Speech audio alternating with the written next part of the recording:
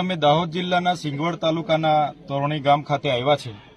આજથી 5 દિવસ પહેલા એક 6 વર્ષની માસૂમ દીકરીને અહીંના આચાર્ય જે હતા પ્રાથમિક શાળામાં જ્યારે શાળાએ મૂકવા એમની મમ્મી ગઈ, એમની ગાડીમાં લઈ જઈને એને પીખી નાખી, ગળું દબાવીને માસૂમ દીકરીની હત્યા કરી નાખી। ત્યારે આપણું બધાનું હૃદય ધ્રુજી જાય।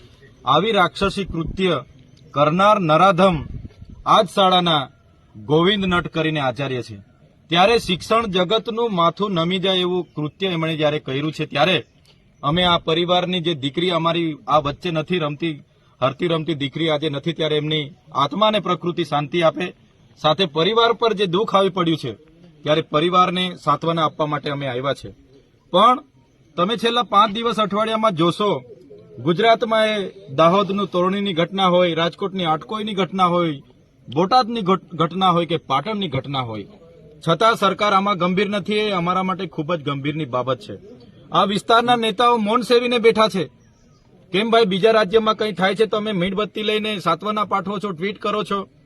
પોતાના વિસ્તારમાં આપણી નાનકડી ફૂલ સમાજ દીકરી સાથે એની પીખી નાખીને આટલું નરાધમે કૃત્ય કર્યું, ત્યારે બધાએ પરિવારની સાથે આવીને ઉભા રહેવું જોઈએ અને એવો દાખલો બેસાડવો જોઈએ કે આવા નરાધમો બીજી વાર આવી હિંમત ના કરે, એવો સમગ્ર ગુજરાતમાં એવો દાખલો બેસાડવો જોઈએ, એવી અમે માંગ કરીએ છીએ। પોલીસ અધિકારીઓએ ખૂબ સરસ કામગીરી કરીને માત્ર 2 દિવસની અંદર આ ઝડપી પાડ્યું, એમને અમે બિરદાવીએ છીએ। પણ અમે માંગણી કરીએ છીએ કે ફાસ્ટ ટ્રેક કોર્ટમાં એનો કેસ ચાલે, એવી ફાંસીની સજા આપવામાં આવે, જે આખા રાજ્યમાં કે દેશમાં લોકો બીજી આવો કોઈ કીડો લઈને ફરતા હોય એવા હિંમત ના કરે, એવો દાખલો ગુજરાતમાં બેસે, એવી અમે માંગણી કરીએ છીએ। આવનાર દિવસોમાં સીએમ મુખ્યમંત્રીને પણ અમે મળીશું। સાથે સાથે અહીંયા જાણવા મળ્યું છે કે આ વ્યક્તિ જે ભાજપની આરએસએસ વિશ્વ હિન્દુ પરિષદની શાખામાં જિલ્લાના પ્રમુખ હતા અને સમાજ સુધારકનું એ મુંગટ પહેરીને ફરતા હતા, ત્યારે અમે આ ઘટનાને નિંદા કરીએ છીએ। શું આવા સંસ્કાર મળે છે? અમારી 6 વર્ષની બાળકીને પીખી નાખવાના સંસ્કાર મળે છે? ત્યારે જે પણ હોય, અમારે કોઈ લેવા દેવા નથી। અમારા પરિવારને ન્યાય મળવો જોઈએ।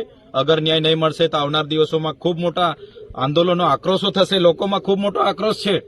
એટલા માટે જ કહીએ છીએ, ફરીવાર આવી કોઈની બાળકી સાથે ઘટના નહીં ઘટે, એટલા માટે એવો દાખલો બેસાડો, એને સજા કરો, એવી અમારી આપના માધ્યમથી માંગણી છે। ઓકે।